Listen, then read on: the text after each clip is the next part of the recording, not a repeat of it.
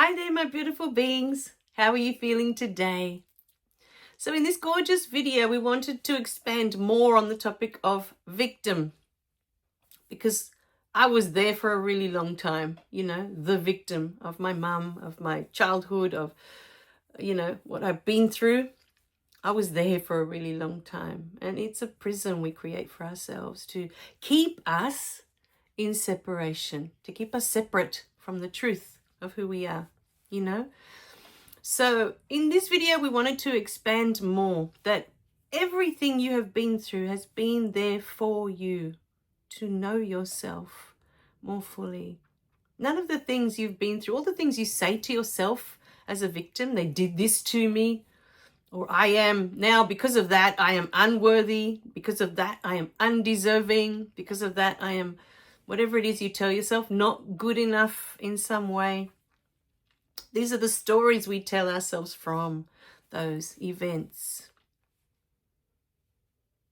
But when you go back to look at the event, and this is what that whole book, You Can Change Your Past, is all about.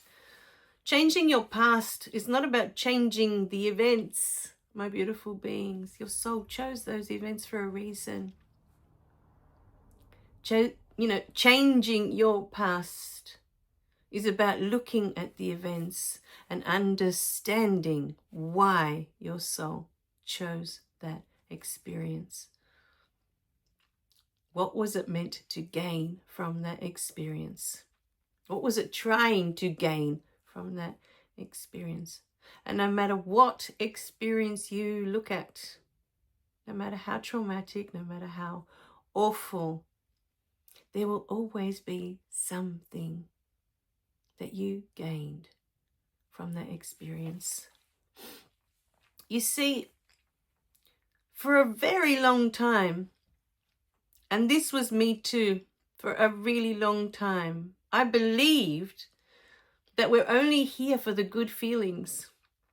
We're only here to be happy. We're only here to love, to be loved, We're only here to be at peace. This is the purpose of our lives. This is the purpose. This is why we're here. And then I realized the truth. I was shown the truth, and that was in I Am Light, I Am Dark, hence the title. We are here to be all of it. We're not just here for the good stuff. We're not just here for the experience, the good experiences, the good memories, the wonderful times.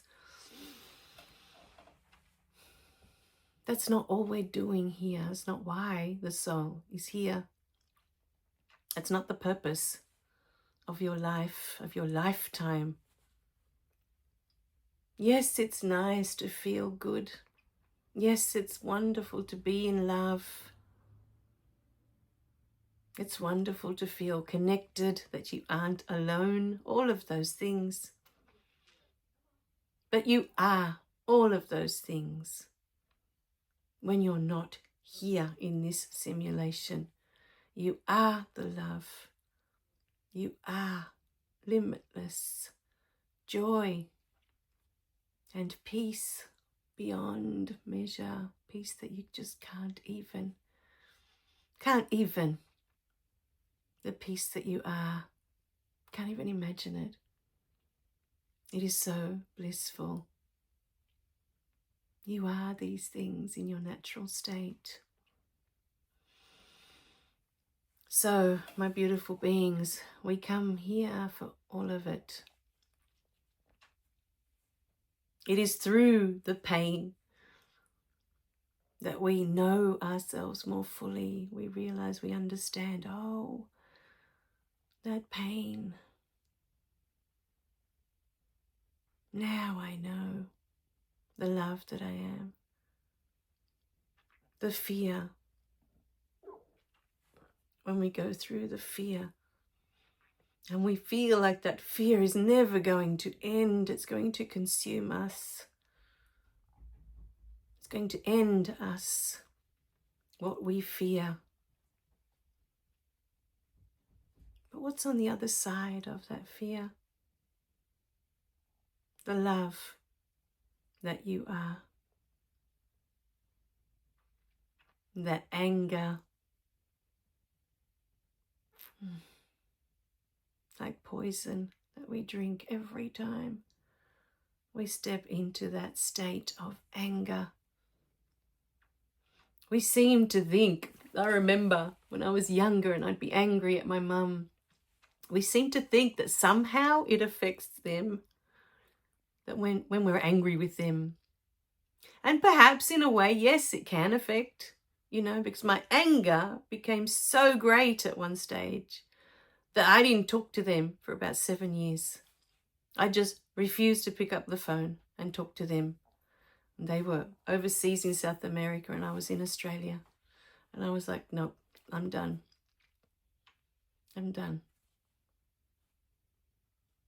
So yes, in a way, it affected them because I imagine from their side, trying to call me, to talk to me, to communicate with me, and I'm not picking up their phone calls, I'm not answering, I'm not responding to any of the cards that they would send for my birthday or Christmas cards or, nothing. I just completely cut off communication.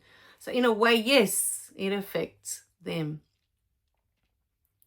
But every time I thought of my mum in anger, I'm the one drinking that poison. Because that goes into my body. What we don't realize is that all the feelings that we have, the fear, the anxiety, I was going to say the angst, pain, all of that affects us physically, biologically. It changes the chemicals in our body. Those thoughts, every thought in anger that we have is affecting our body. Not theirs, ours. Every thought that we have in fear is tension that you create in your body. And so this is leading us back to what we are thinking constantly. It's not only creating the outer world, it's affecting you physically, chemically, inside. Biologically, you are affecting yourself in your biology, in your body. Every time you have a thought of fear, you have a thought of anger, you relive the painful thoughts, stepping back into your victim state, that they did this to me. How could they do this to me? Never once do we stop to think, maybe, just maybe, these precious beings have already been through that. They've already gone through that in their childhood.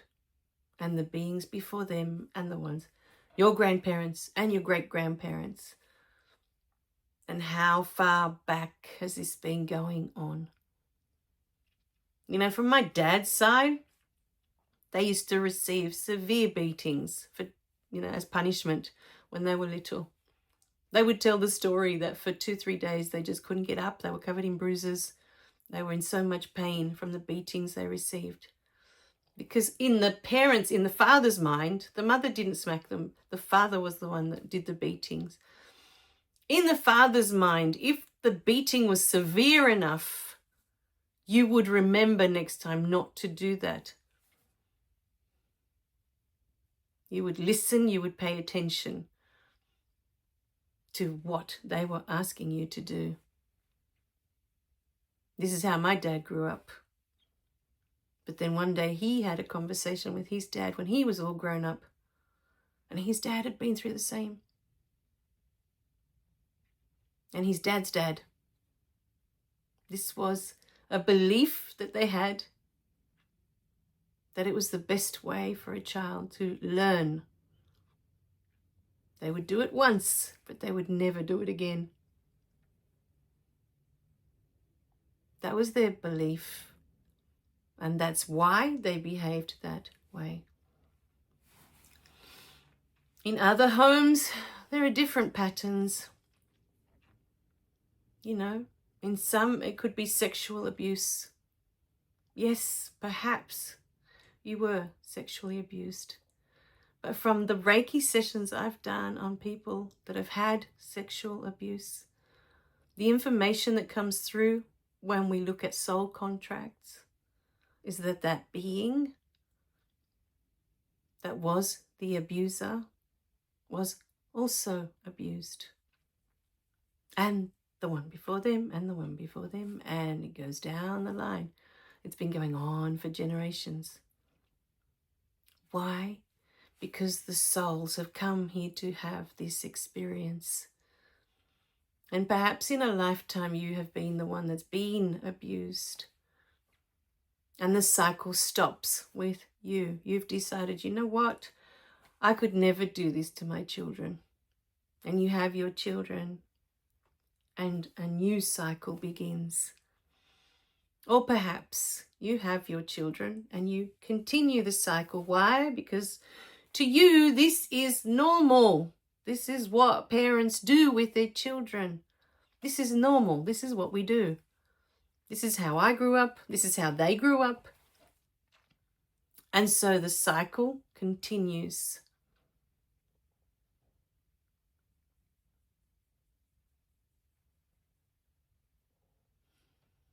You see, when you realize that the being that did whatever to you, you know, if you're still looking at yourself as the victim, the being that did this to you has already been through it themselves. Then you see yourself in them.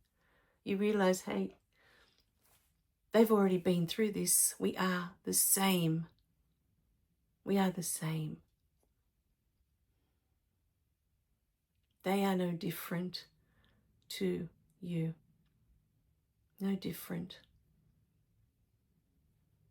My beautiful beings. And when you see that separation, that wall of separation dissolves, you see yourself in them and you see them in you. And you are one. You are connected. You know exactly what that person went through because you went through it. And they didn't do it out of malice. They did it because they didn't know they could break that cycle. They thought, this is what we do as parents. This is what my parents did to me. Surely this must be the way. And for many, what happens in their home, we believe, is what happens in all the homes. Everyone's doing this. We don't imagine for 1 second that the house next door is completely different. They're having different experiences. I remember as a little one, yes, I used to run from my mum, especially when she got to the point where the hand was no longer effective and she started smacking me with a wooden spoon. I would run. I started running at one stage. And I remember this one time running and running and running, and she couldn't catch me, but I just kept running because I knew it was going to hurt and I didn't want to go through that again. Until she stopped and she was like, okay, I'm done. Like she couldn't catch up with me, you know. But that was my experience in my home, what I was going through. And I imagined that everyone was going through the same. And then one day, I remember, I'm trying to think how old I would have been. I've been about 12, 13. I remember being in my living room and I could hear one of my neighbors, one side, my neighbors had 3 children. And they were roughly, the eldest was the same age as me. The next one down was about 2 years younger, and then two again. So they were like 2 years apart from each other. And it was the boy, because I could hear him. And he was hollering, like, you know, yelling at the top of his lungs. And I found out later because I asked his sister, I said, what was that all about? And she said, oh, my dad just pulls out the belt whenever we do something wrong. And he just smacks us until he gets tired, you know. And I thought, oh, wow, because that sounded, to me, it sounded so much worse than what I went through with my mum, you know. Yes, it would hurt, but he was like really yelling and hollering that, you know, he was in a lot of pain. So in that moment, it kind of opened up my eyes to, wow, we're not all going through the same. You know what I mean? Not every house is like my mum that just smacks you and she's done, or she'll just yell at you and she's done, you know. there's actually worse. And then with time, as you grow up, you realize, wow, there's much worse, you know, because there's sexual abuse going on, there's domestic violence going on. My dad wasn't coming home getting drunk and beating my mum up, you know, but that was going on in homes. And then I would stop to think, wow, I wonder if that house is going through that. I wonder if that house is going through that. I wonder if that house, you know, the domestic violence, the dad beating up the mum, or whatever it is that's going on. I would then stop to wonder, I wonder if that, you know, I'd look at the children at school thinking, oh, I wonder if that, you know, person is going through that. And it just opens up your eyes to a whole new world of what's going on out there. But as children, we always seem to believe that everyone else is going through the same. This is how the world works. This is how it functions. We're all the same. Every house is the same, going through the same. We don't question at any time that other houses are different unless you go to be in that house, but you don't know what goes on behind closed doors. You know, you have no idea what's happening when you're not there, the reality of that house. And for us, I mean, we've been watching a lot of CSI, Las Vegas, the Las Vegas one, the original one. God, and the more you watch, the more you realize there's so much we just don't know that is going on in this world. So much that we just can't even imagine, you know, that is happening. But always take yourself back to that whatever it is that they put you through, if you want to keep looking at it that way, they have already been through that themselves already. This is a learned behavior. Always take yourself back to that. They learned this behavior. You learned this behavior from them, but they learned it from their parents. We're not born this way. We're not born with these thoughts. All right, my beautiful beings. And see how that sits with you today. I never know who these messages are for. I just know that someone out there will be served by what's coming through. We love you guys. Remember to click like and subscribe so you don't miss any of the messages. The next one might be exactly what you've been waiting to hear. All right, my beautiful beings. Bye for now.